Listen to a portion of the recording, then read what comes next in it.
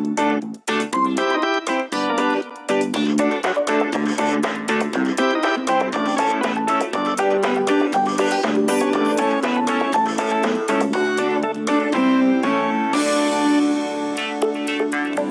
любим чудеса и яркие картинки, вот рыжая лиса и розовые свинки. Волшебными друзьями напомни за тетрадь. Придумаем их сами, давайте рисовать. Придумаем их сами, давайте рисовать.